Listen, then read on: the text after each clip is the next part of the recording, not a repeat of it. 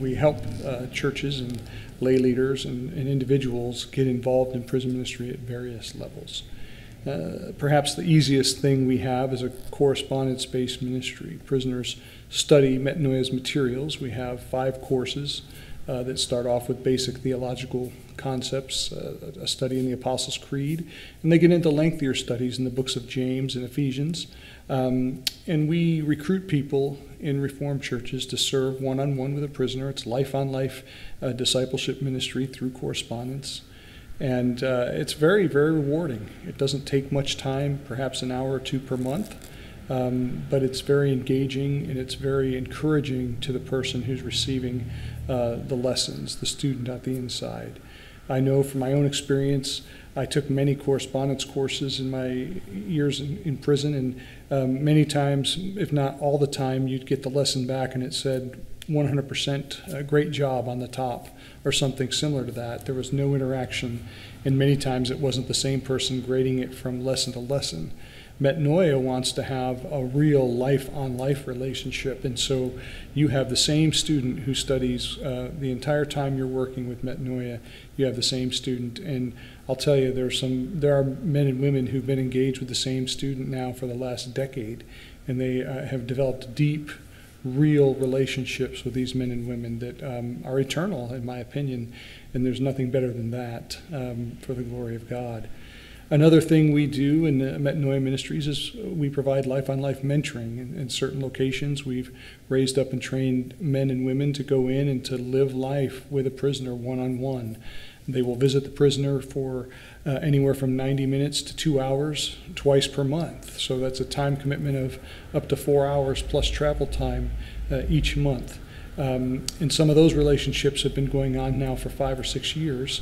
And again, the depth of relationship, if you were to sit down with a person across the table every other week for 90 minutes or 2 hours, just imagine what you learn about them and the joys that you will share and the pain and the sorrow you will share as they go through life's trials on the inside of the razor wire. You get to be there with them through those things and rejoice with those who rejoice, and you sorrow with those who sorrow, but in a real way.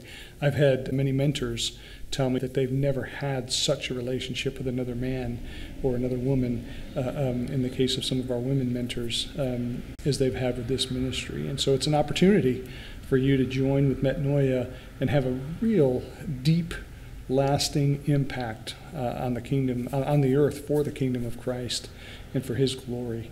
The third thing we do, which is probably my favorite thing, is I try to find either students in our correspondence ministry or men or women who are being mentored in our mentor ministry. I try to find them churches a year or more before they get out, and I will call a church in the area where they're paroling to, and I will ask that pastor, hey pastor, I've got Johnny Smith here, who's been a student of ours for 6 years in this correspondence ministry, and I can get you in touch with his corresponding discipler so that person can give you some insight. But he's looking to go to a church when he gets out that's solidly reformed. Can he come to your church? And if so, who could he write now for the next year so that that person on the outside can get to know him and can report to the session or the elders or those in charge who this man is that's going to be coming out of prison after 10 or 12 or 20 or 30 years of incarceration. And the church gets to know the prisoner before they're released, and the prisoner knows that first Sunday he's out of prison exactly where he's going to worship, and there's going to be a person there that he has developed a relationship with waiting for them. And I can't begin to tell you how important that is. It's so important to have someone waiting for you on the outside that's going to worship with you and guide you through life to some degree after you've been incarcerated for a decade or 2 or 3 in the case of some of our students. And so I love making those connections and seeing them grow and hearing from the pastors or hearing from the people when the men come out to the church. And not every story is what I would call a success story. Some people stumble, some people fall. We're all sinners. But there are so many joyous stories, and it's an amazing, I'm amazed to be a part of it. It's such a blessing.